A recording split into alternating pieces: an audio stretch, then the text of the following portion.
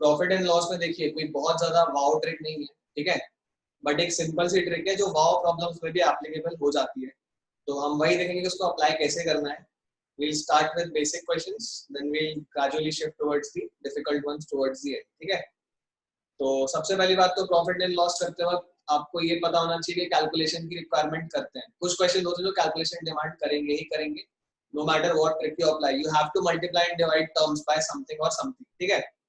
दूसरी बात ये है कि आप अपने अंदर का थोड़ा सा दुकानदार जगाइए कि जैसे आपकी कमोडिटी है तो प्रॉफिट क्या हो रहा है, लॉस क्या हो रहा है, थोड़ा सा फील करने का ट्राई कीजिए, क्योंकि वो फील कुछ ट्रिकी क्वेश्चंस हैं जो मैं आपको दूंगा उसमें काफी काम आ जाता है और आप ओरली आंसर निकाल सकते हो विदाउट राइटिंग एनीथिंग डाउन, ठीक है।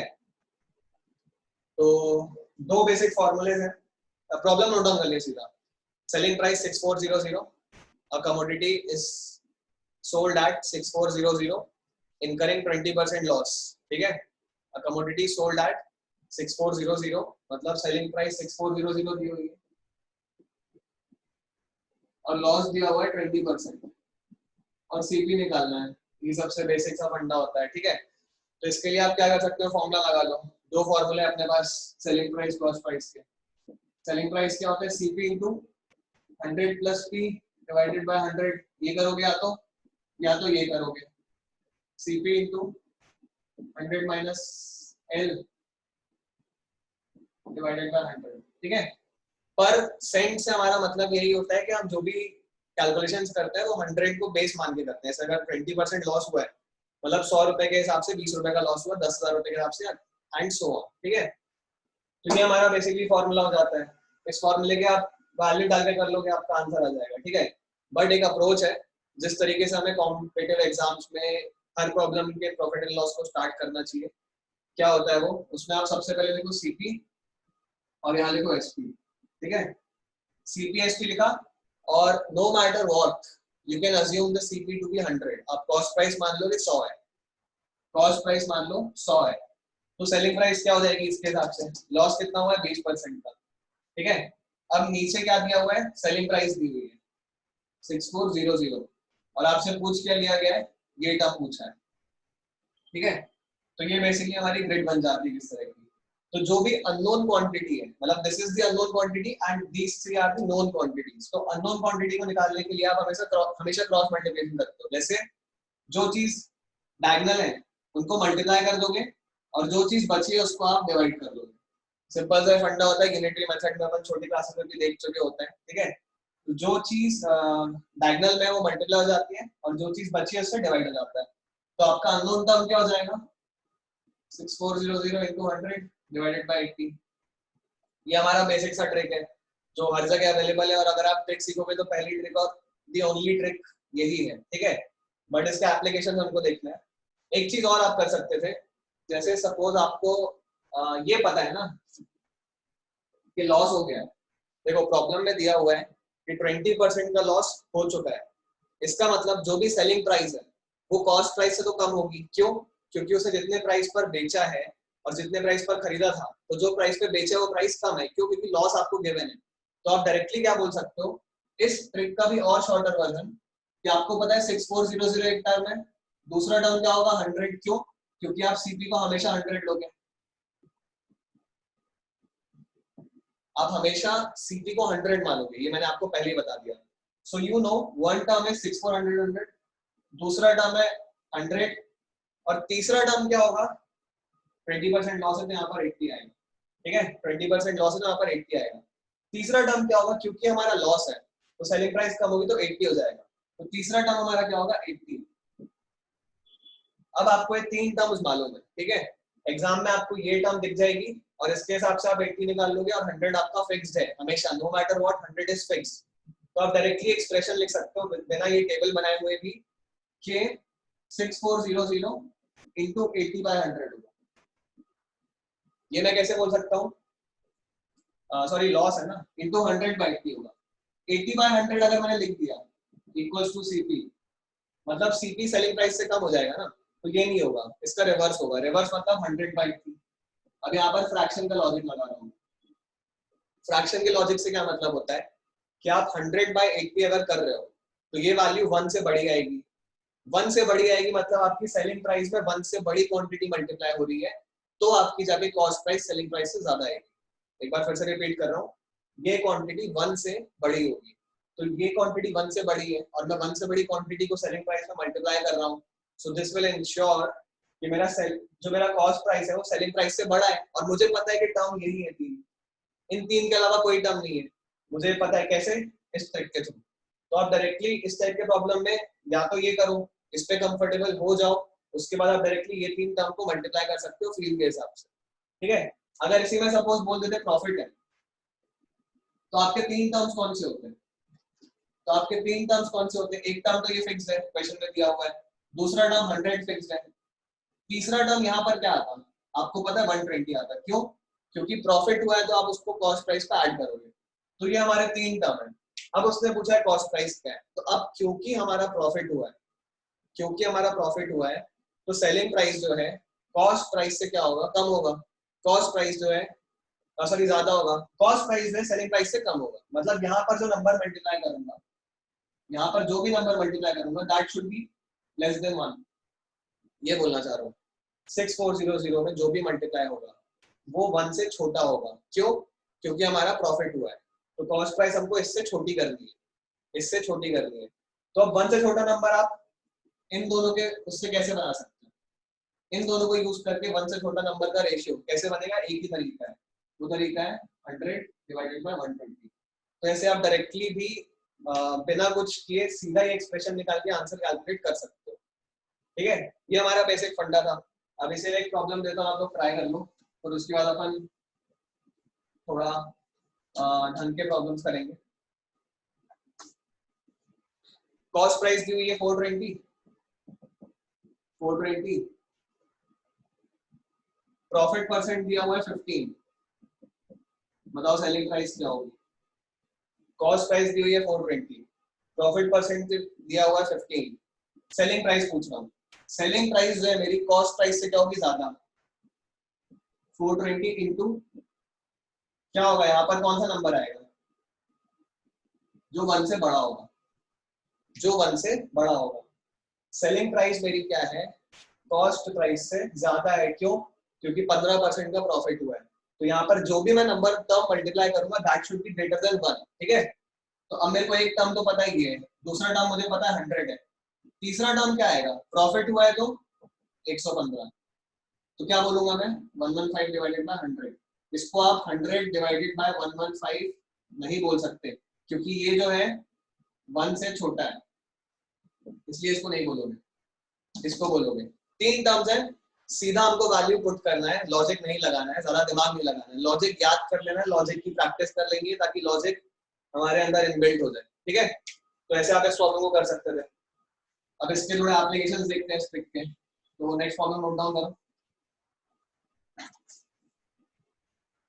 नेक्स्ट प्रॉब्लम नोट डाउन कीजिए। By selling an article for 270, by selling an article for rupees 270, 10% loss is incurred, 10% loss is incurred. What selling price, मतलब what should be the selling price to make 20% profit? 270 बेचने पर 10% loss हो गया, selling price क्या होनी चाहिए ताकि 20% profit हो जाए? ट्राई करो, क्या क्वेश्चन दिया हुआ है? 270 में बेचा, सेलिंग प्राइस, तो लॉस कितना हो गया? 10% का। सेलिंग प्राइस क्या हो कि प्रॉफिट हो जाए 20% का? सबसे पहले तो हमने जो ट्रिक सीखी है उसको हम अप्लाई करते हैं, ये सोचे रहे कि वो लेंदी है कि शॉर्ट है फिलहाल, ठीक है, ताकि ट्रिक थोड़ा सा इंग्रेव हो हमारे अंदर। मैंने आपको क्या बोला? कॉस्ट प्राइस, सेलिंग प्राइस, इसको मान लो 100, तो पहले वाले केस में लॉस हो गया ना 10% का, तो लॉस हो गया 10% का, तो सेलिंग प्राइस क्या हो जाएगी? 90। अब नेक्स्ट आपको क्या दिया हुआ है? 100 के लिए 90 रुपए बिकेगा, तो कितने के लिए 270 रुपए बिकेगा? ये आप निकाल सकते हो अगेन क्रॉस मल्टीप्लाई डिवाइड करके, या डायरेक्टली आप यहाँ से 270 इंटू 100/90 लिख देते हैं। अगेन सेम थिंग, लॉस हुआ है तो कॉस्ट प्राइस क्या होगी? सेलिंग प्राइस से ज्यादा, तो 1 से बड़ा टर्म क्या होगा? 100/90, नॉट 90/100। 90 कहाँ से आया? लॉस 10% दिया हुआ है तो 100 से 90 लिखते हैं, डायरेक्टली लिख सकते हो। तो ये आपका आ जाता 300, ये आपका आ जाएगा 300। अब बोला है कि कितने में बेचे कि 20% का प्रॉफिट हो, तो आपको कॉस्ट प्राइस मिल गई ना आइटम की कॉस्ट प्राइस मिल गई, इसमें 20% ऐड कर दो तो सिंपली आपका 360 आ जाएगा। ठीक है, तो ये हमने जबरदस्ती अपनी ट्रिक लगाई क्योंकि हमको लगा के देखना था कि कैसा लगता है। ठीक है, अब इसी में एक और तरीका होता है, इस टाइप के प्रॉब्लम के लिए एक शॉर्टर वे है कि आपको जो दिया हुआ है, मतलब 270 दिया हुआ है ना, इनटू, इसको मैं यहाँ लिख देता हूँ,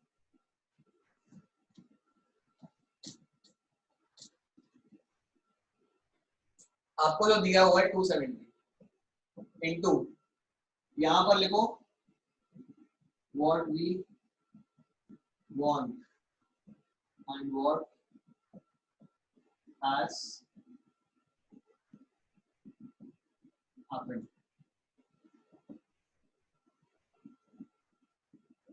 ये हमारा आंसर हो जाता है, जो गिवन है मल्टीप्लाइड बाय, हम चाहते क्या है इस प्रॉब्लम में, चाहते क्या है 20% प्रॉफिट हो, और हो क्या चुका है, 10% का लॉस। ठीक है, तो ये नोट डाउन करो कि जो भी यहाँ पे गिवन टर्म होता है इनटू गिवन वैल्यू, ये वैल्यू इसके करस्पॉन्डिंग है जो हो चुकी है, मतलब ये इससे लिंक्ड है, ऐसे मान सकते हो आप समझने के लिए। और इसमें लिख लो what we want and what has happened, या तो लिख सकते हो फ्यूचर अपॉन पास्ट, जैसा भी आप चाहो, ये नोट डाउन कर लो। नेक्स्ट प्रॉब्लम लिखो, by selling at 45% loss of 10% has occurred, 45 पे बेचा, लॉस ऑफ 10% हैज अकर्ड, कितने पे बेचे कि प्रॉफिट ऑफ 5% हो जाए। ठीक है, कितने पे बेचे कि प्रॉफिट ऑफ 5% हो जाए, तो अब जो पुरानी ट्रिक थी उसको यूज करते हैं, आंसर क्या होगा 45 इंटू, हम चाहते क्या है 5% का प्रॉफिट, तो 5% के प्रॉफिट के लिए हम न्यूमरेटर में लिखेंगे 105, we want the profit of 5%, so we add 5 to 100 and हो क्या गया है 10% का लॉस मतलब 90, यही आपका आंसर होगा, डिवाइड कर दोगे 2 से, आपका आंसर 52.5। क्लियर है ना, मतलब डायरेक्टली आप इसमें वैल्यूज पुट करो, व्हाट वी वांट मतलब फ्यूचर क्या है, और व्हाट हैज हैपेंड मतलब लॉस हो चुका है 5% चाहिए था, और जो हमको टर्म गिवन था इसके करस्पॉन्डिंग, मतलब कि 10% लॉस के लिए सेलिंग प्राइस देता ना, इसके करस्पॉन्डिंग का टर्म, तो आपको डायरेक्टली ऐसे करके आंसर मिल जाएगा। अगेन हम जबरदस्ती ट्रिक लगाए तो क्या होगा, सीपी एसपी, सीपी 100 मान लोगे तो क्या हो गया, लॉस हो गया 10 का, तो ये हो जाएगा। अब आपको दिया हुआ है ये 45 है, तो दिख रहा है कि 50 होगा, बाई टू सीधा फैक्टर दिख रहा है कि डिवाइड बाय 2, ठीक है। अब उन्होंने क्या बोला है कि इस कॉस्ट प्राइस पे कितना परसेंट प्रॉफिट चाहिए, 5%, तो डायरेक्टली आप ऐसे भी बोल सकते थे। So anyways it works, but आपको बेसिकली ये अप्लाई करने के लिए डायरेक्टली इसको याद रखना जरूरी है, मतलब इस टाइप का प्रॉब्लम है तो आप सीधा ये यूज करके 10 सेकंड में आंसर दे सकते हैं। अगर वो पूछ रहे हैं कि इतना हो गया कितना करना हो तो क्या होता, इस टाइप के प्रॉब्लम जो होते हैं कि ऐसा कर दिया तो ये हो गया, क्या करना था जो वो होता, इस टाइप की जो भी प्रॉब्लम है इस मेथड से सॉल्व हो जाएंगे। ठीक है,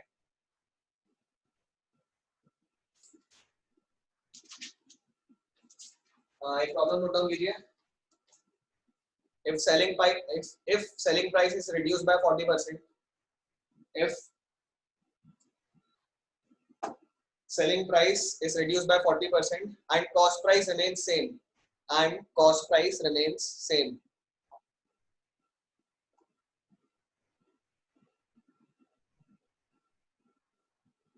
हाँ फर्स्ट ट्रिक यूज कर लिया था। ठीक है, if selling price is reduced by 40% and cost price remains same,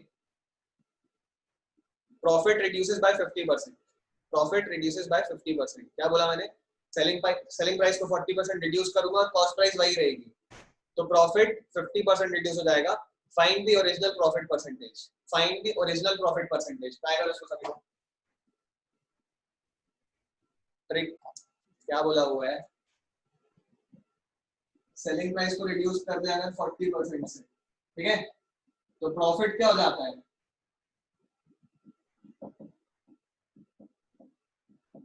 यही बोला हुआ है ना क्वेश्चन में, ये दिया हुआ है कि सेलिंग प्राइस को 40% रिड्यूस कर देंगे तो प्रॉफिट आपका 50% रिड्यूस हो जाएगा, लो कपल। ठीक है, तो अब ट्रिक कैसे लगाई जाए, सेम कॉस्ट प्राइस लूंगा, सेलिंग प्राइस लूंगा, कॉस्ट प्राइस मैंने क्या लेने बोली आपको 100, ठीक है, तो सेलिंग प्राइस क्या हो जाएगी,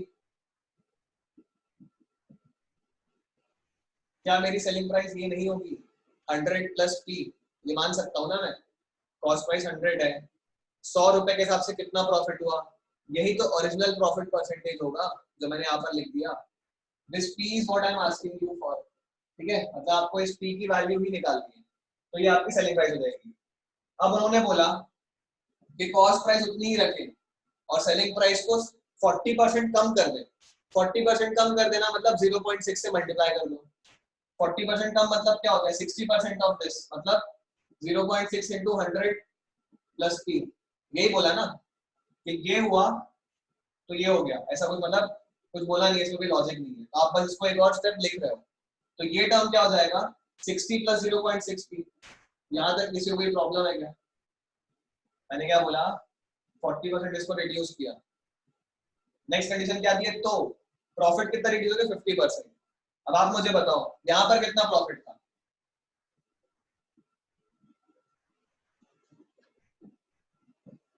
यहाँ पर कितना प्रॉफिट है पी, यहाँ पर कितना प्रॉफिट है, प्रॉफिट क्या होता है selling price minus cost price, तो आप क्या बोलोगे, सीधा सीधा आपको ये लिखना चाहिए, ठीक है, selling price minus cost price profit होता है, ये आई होप सबको पता होगा, तो ये माइनस ये कर दूंगा, आंसर क्या आ जाएगा 0.6 पी माइनस 40, ये प्रॉफिट है मेरा, इस केस में ये मेरा ओरिजिनल प्रॉफिट है। आपसे क्या बोला कि अगर मैंने सेलिंग प्राइस को इतना किया तो प्रॉफिट जो है वो कितना हो गया, आधा हो गया, 50% कम हो गया, मतलब आप क्या बोल सकते हो कि 0.6 P minus 40 divided by P equals to 1/2, यही बोला था ना कि आपका सेलिंग प्राइस 40% रिड्यूस करने पर आपका प्रॉफिट परसेंटेज 50% रिड्यूस हो जाता है, so you can write 50%, but directly मैंने उसको 1/2 लिख दिया, 50% आधा होता है। यहाँ से आपको वैल्यू मिल जाएगी कैसे, 2 को यहाँ मल्टीप्लाई कर दो, p को वहाँ भेज दो, 1.2 p minus 80 equals to p, यहाँ देखते साथ आपका आंसर 400 आना चाहिए, ठीक है, इसके बाद आपको कैलकुलेट करने की जरूरत नहीं पड़नी चाहिए, क्यों, क्योंकि आपको पता है p यहाँ जाके 0.2 हो जाएगा, 80 वहाँ जाके 80 हो जाएगा, और 80 डिवाइडेड बाय 0.2 मतलब 5 के फैक्टर से मल्टीप्लिकेशन होना ही होना है, 0.2 का मतलब क्या होता है 1/5, तो आपका आंसर आएगा प्रॉफिट परसेंटेज का 400। समझ आया ना, इस ट्रिक से आप मतलब इजीली कर सकते हो, एल्स अगर आप बिना ट्रिक के दिमाग लगाओगे तो it will be unnecessary waste of mental energy, जो आपको एग्जाम में तो बिल्कुल भी नहीं चाहिए, ठीक है, तो आपका सिंपल सा तरीका था इसमें, इस प्रॉब्लम में ट्रिक एप्लीकेशन का, किसी को भी कोई डाउट है तो मुझसे भी पूछो।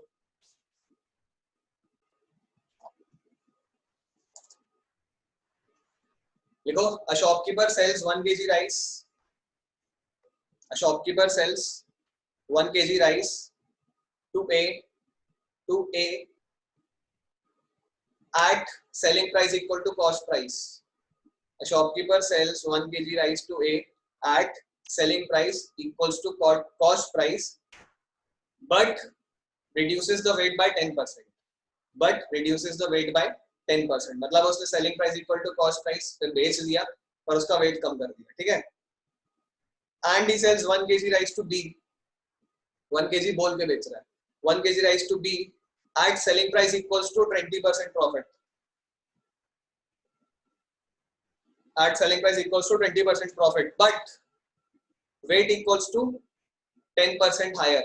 मतलब उसने 20% प्रॉफिट पे बेचा पर 10% वेट भी ज्यादा डाल दिया, समझ आई, and weight equals to 10 and weight 10% higher, तो कैलकुलेट द ओवरऑल प्रॉफिट और लॉस परसेंटेज, ओवरऑल प्रॉफिट और लॉस परसेंटेज कैलकुलेट करना।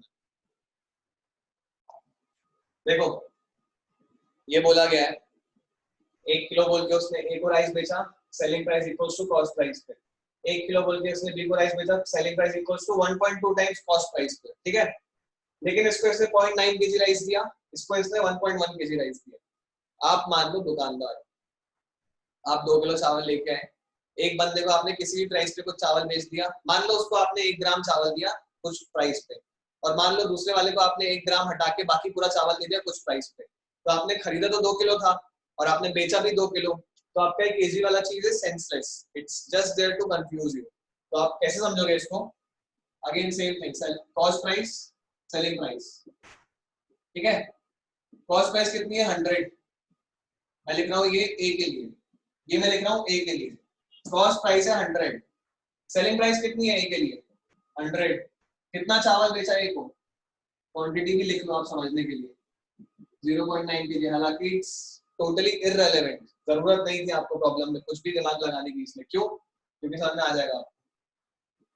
बी, बी के लिए कॉस्ट प्राइस कितना है, अगेन कॉस्ट प्राइस तो 100 मान सकते हो आप, 1 किलो चावल मान के ही बेच रहे हैं, हो सकता है गलती हो गई 100 ग्राम की, आप इमेजिन कर लो ना, क्वांटिटेटिवली उसमें कोई एरर नहीं आएगा, ठीक है। सेलिंग प्राइस कितनी है बी के लिए 120, और यहाँ पर क्वांटिटी कितने बेचा 1.1 kg। आप मुझे बताओ ए से उसने कितने रुपए लिए 100 रुपए, बी से उसने कितने रुपए लिए 120 रुपए, टोटल उसने कितने रुपए ले लिए 220, टोटल उसने कितने रुपए ले लिए 220, टोटल उसने कितने रुपए खर्च किए थे 200 रुपए खरीदने में, कॉस्ट प्राइस तो इतनी पड़ी। आप मुझे यहाँ से बताओ टोटल उसने कितनी क्वांटिटी बेच दी 2 kg, टोटल उसने कितनी क्वांटिटी खरीदी थी 2 kg, जितनी क्वांटिटी शॉपकीपर ने खरीदी थी उतनी क्वांटिटी शॉपकीपर ने बेच दी, ठीक है। मतलब उसके पास क्वांटिटी खत्म, कितना पैसा लगाया था उसने 200 रुपए, कितना पैसा आ गया उसके पास 220 रुपए, तो आपका ओवरऑल प्रॉफिट लॉस परसेंटेज क्या होगा, दिस माइनस दिस, आपका प्रॉफिट कितना है 20 रुपए, कॉस्ट प्राइस कितनी थी 200, यहाँ से आपका आंसर आ जाएगा 10%, सब काट पीट के 10%, सीधा आपका आंसर आएगा 10%। अब मान लो अगर इस प्रॉब्लम में वो बोल देता कि यहाँ पर उसने 1 kg ही बेचा है, यहाँ पर उसने 1 kg बेचा है, तब आपको कैलकुलेशंस करने पड़ते हैं, बट क्योंकि उसने जानबूझ के आपको क्वांटिटी डाली है और उसका सम 2 kg बताया, इसका मतलब वो एक्सपेक्ट कर रहा है कि आप समझो, तो उसने जितनी क्वांटिटी खरीदी थी उतनी ही क्वांटिटी निकाल दी, एंड उसने पूछा भी आपसे क्या, overall profit and loss percentage. अगर वो ए के लिए पूछता, अगर वो बोलता कि बताओ इंडिविजुअल इसका प्रॉफिट परसेंटेज कितना है, इसका कितना है, तो फिर आपको पर केजी कॉस्ट निकाल के उसको सॉल्व करना पड़ेगा। इस प्रॉब्लम, ये प्रॉब्लम क्लियर हुआ कैसे क्या बनना है। इन केस ओवरऑल में तो अपना आंसर इजीली आ गया, बट मान लो उसको डिफिकल्ट बनाना है और वो पूछे कि एक को जो बेचा उसमें कितना प्रॉफिट या लॉस था, ये पूछे, तो आप क्या बोलोगे, उसने 100 रुपए में लिया था 100 रुपए में बेचा, पर उसने 100 रुपए में कितना राइस लिया था, उसने 100 रुपए में लिया था 1 kg, और उसने 100 रुपए में कितना बेचा 0.9 kg। आप यहाँ से पर केजी कॉस्ट निकाल लो, कितनी होगी 100 डिवाइडेड बाय 0.9, ये आपकी पर केजी कॉस्ट होगी जो उसने बेची, यही आपकी सेलिंग प्राइस होगी, सेलिंग प्राइस यही है ना। तो यहाँ से आप अपना फिर सेलिंग प्राइस मतलब जो 100 लिखा है ना, ये 100 सेलिंग प्राइस लिखा हुआ है 0.9 kg के लिए, और ये 100 कॉस्ट प्राइस लिखा हुआ है 1 kg के लिए, इस बात को आपको समझना पड़ेगा, ठीक है। तो यहाँ से आप निकाल सकते हो कि उसका प्रॉफिट परसेंटेज क्या होगा पर केजी कॉस्ट निकाल के। During a sale retailer offered 30% discount, during a sale retailer offered 30% discount, incurred a loss of 2%, 30% discount दिया 2% का लॉस हो गया। Calculate profit percent if discount was 15%, profit percent निकालो अगर डिस्काउंट 15% था तो। इस प्रॉब्लम को मैं ऑरली कैसे कर सकता था, सीपी क्या लेता मैं 100, सीपी क्या लेता 100, तो मेरी एसपी क्या हो जाती, आप एसपी बताओ एसपी क्या हो जाती,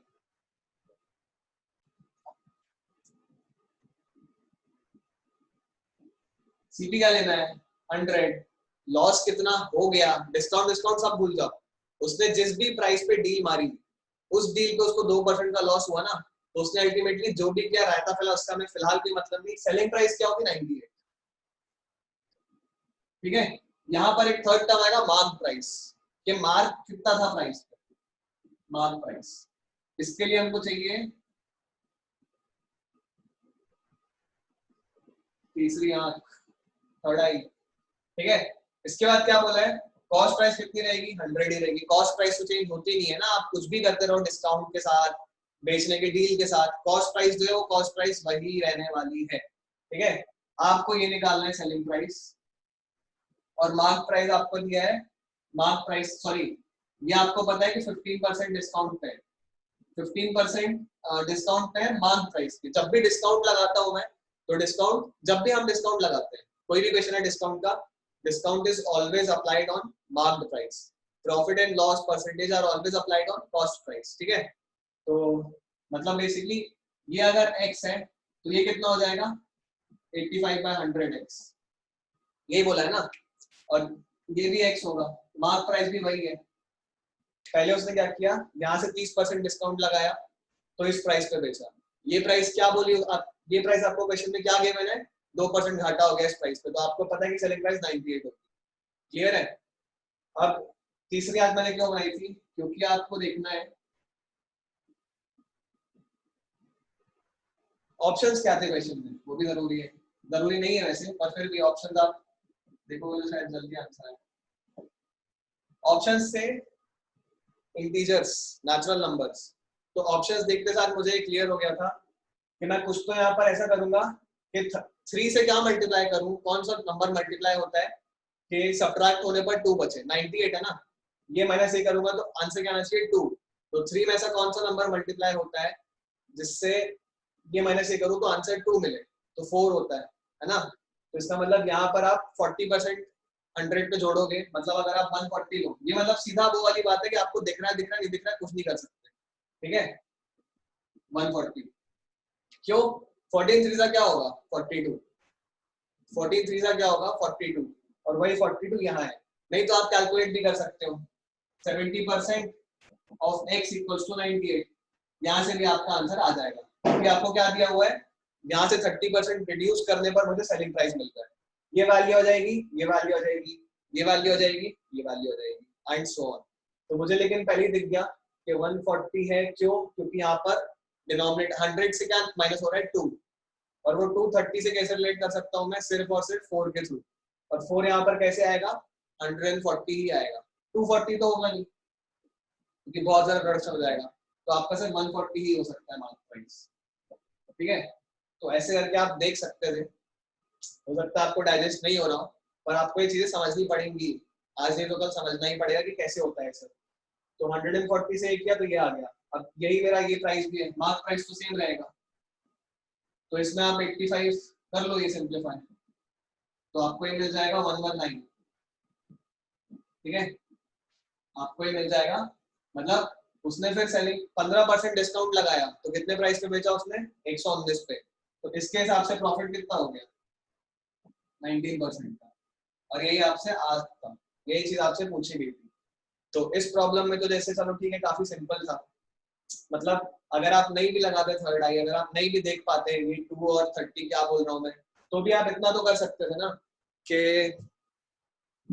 इतना तो कर ही सकते थे कि यहाँ पे कॉस्ट प्राइस 100 लिखी, यहाँ सेलिंग प्राइस लिखी 98, मार्क प्राइस मान ली x, इतना तो कर ही सकते थे। इतना आपको दिया हुआ है कि यहाँ से यहाँ कैसे आए 30% डिस्काउंट करके, ये भी आपको पता है, तो आप क्या बोल दोगे 98 इज 70% ऑफ x, ये आपको सॉल्व करते बनता ही है।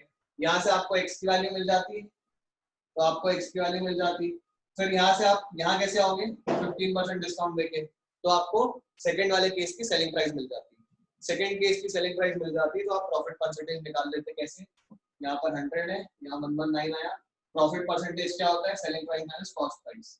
तो ये हमारा आसान तरीका था, और वो 2 वाला और 3 वाला थोड़ा क्विक तरीका था कि अगर आप 140 देख लो बिना कुछ किए।